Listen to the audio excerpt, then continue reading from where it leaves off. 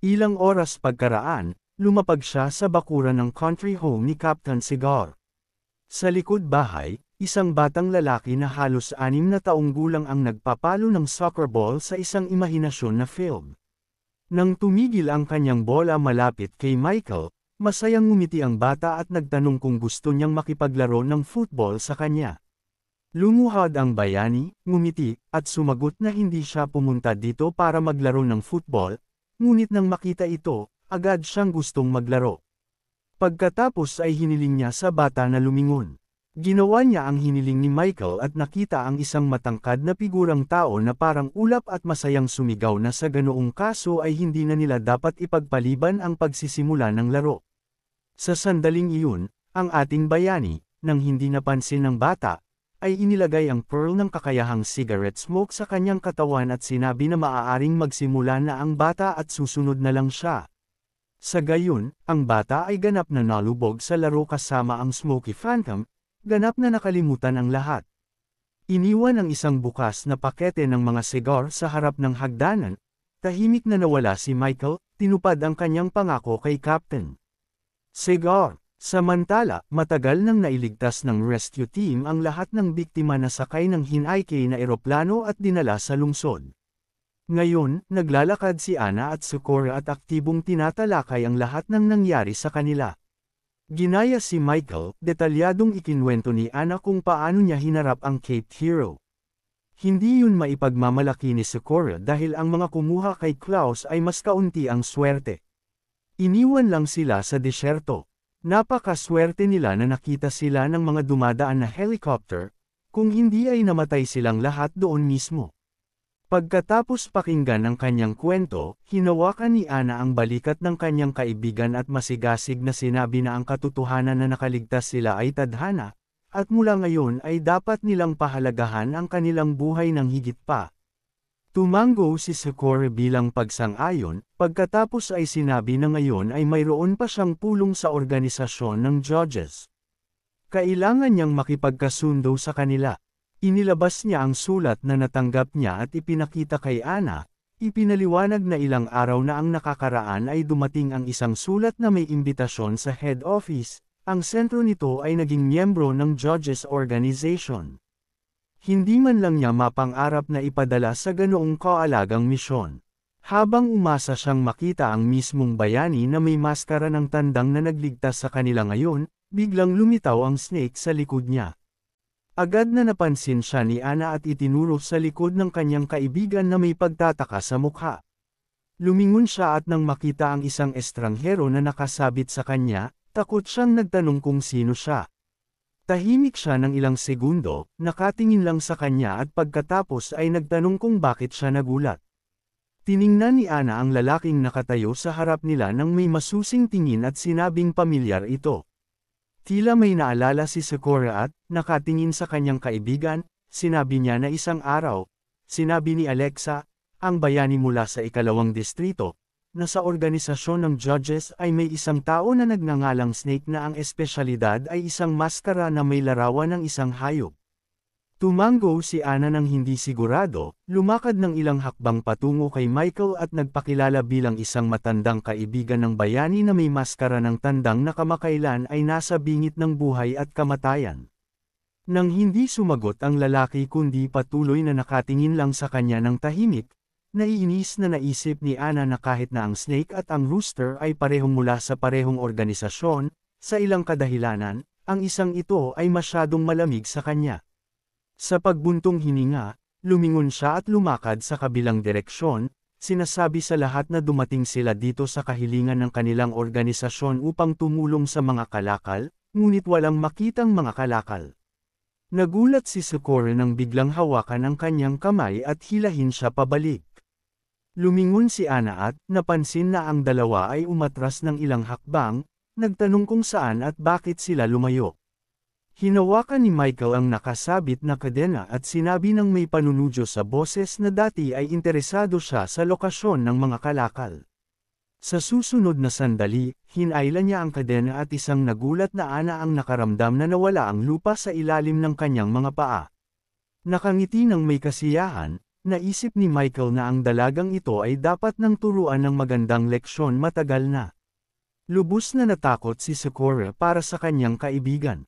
Lumuhad siya. Maingat siyang gumapang patungo sa butas sa sahig, desperadong tinatawag ang pangalan ni Ana ngunit walang sumagot sa kanya. Nang lumapit si Michael sa dalaga at sinimulan ng countdown, nagpakita ng pagkalito ang kanyang mukha.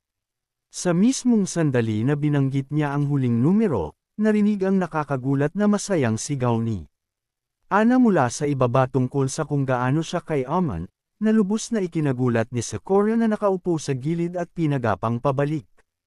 Hindi kumalma si Ana at sumigaw sa kanyang kaibigan na matapang na tumalon pababa. Pagkatapos, nang bahagyan ng mas tahimik, sinabi niya na hindi pa siya nakakita ng napakaraming hiyas sa kanyang buhay. Umakyat siya sa isa sa malalaking kahon ng ginto at, ang kanyang mga mata ay nagniningning sa kaligayahan. Sinabi na gusto niyang manatili dito hanggang sa katapusan ng kanyang mga araw. Bumaba si Michael at ipinaliwanag na ito ang mga kalakal ng organisasyon ng judges at sa ilang kadahilanan ay ibibigay nila ito sa MOPS Chamber of Commerce.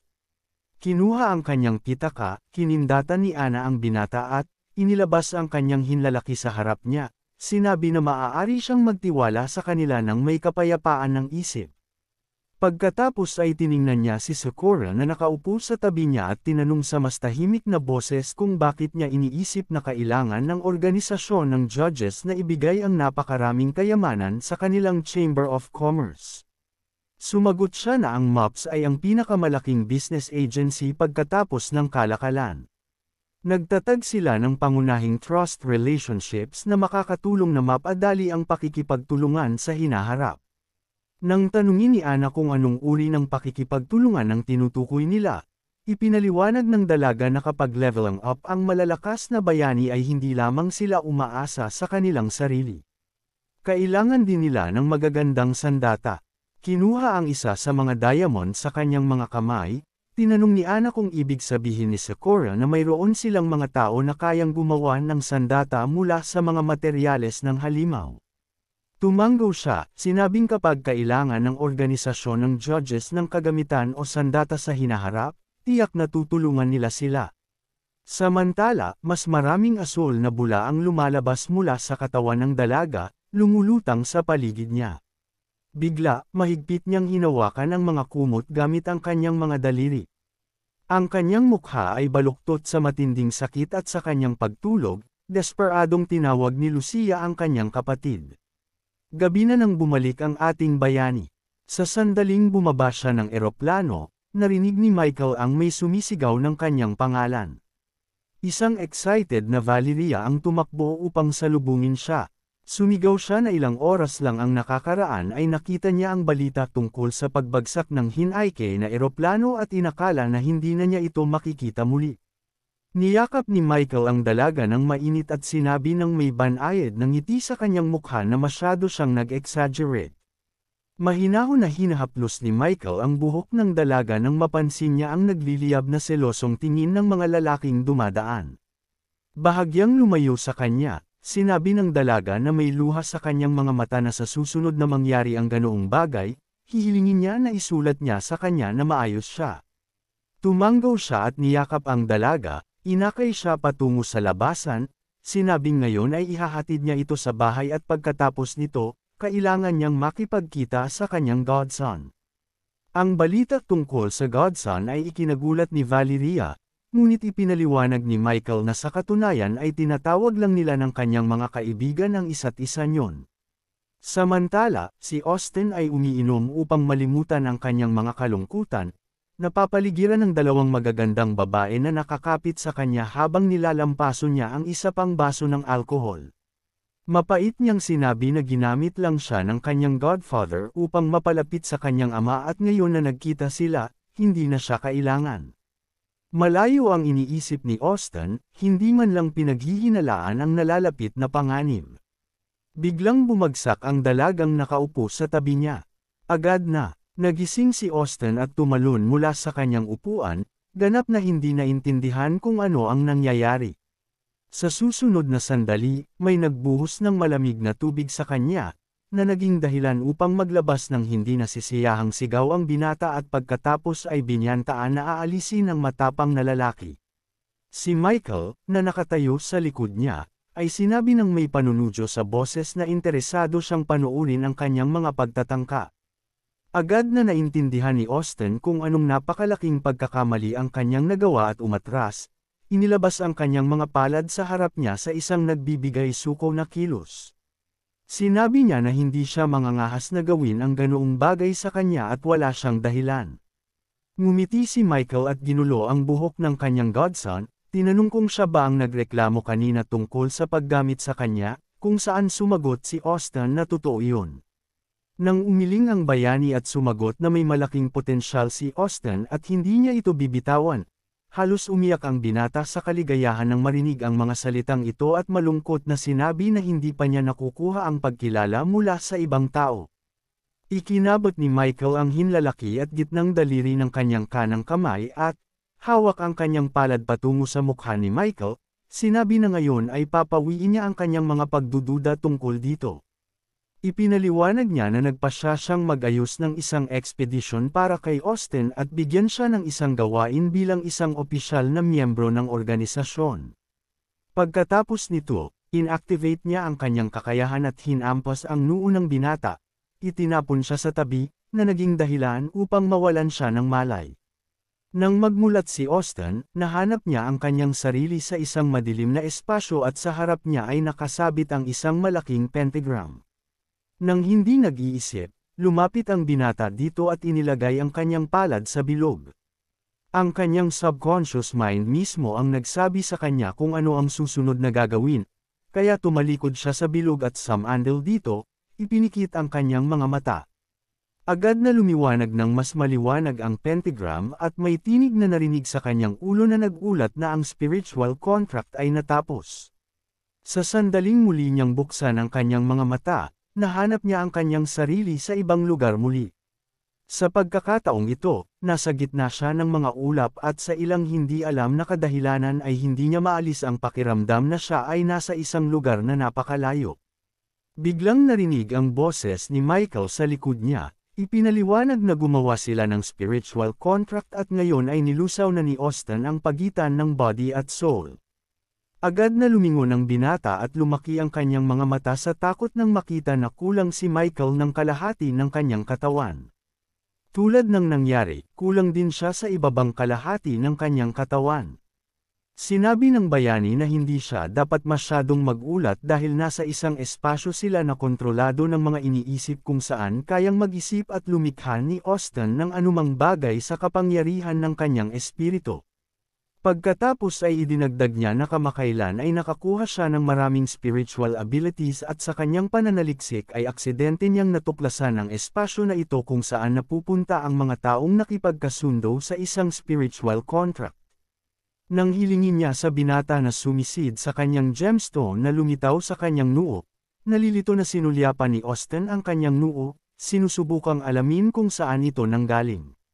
Pagkatapos ay ipinikit niya ang kanyang mga mata at sinubukang mag-concentrate sa kanyang kamalayan. Sa susunod na sandali, ang espasyo sa likod niya ay nagsimulang mabilis na magbago. Una, lumitaw ang mga sahig at pagkatapos ay lumaki ang mga dingding ng isang malaking gusali.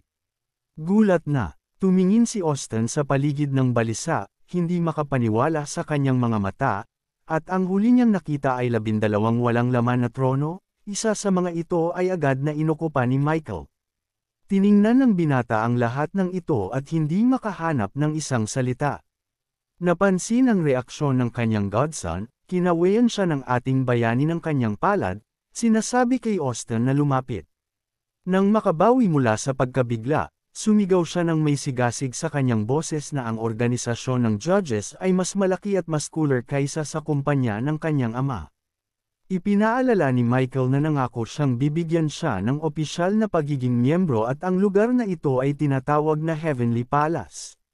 Ginagamit ito ng kanyang organisasyon upang makipagpalitan ng impormasyon. Ang susunod na pulong nila ay magaganap din dito. Nang marinig ito, kumislap ang mga mata ni Austin sa interes at tinanong niya kung ano ang kanyang misyon at anong posisyon ang kanyang hahawakan.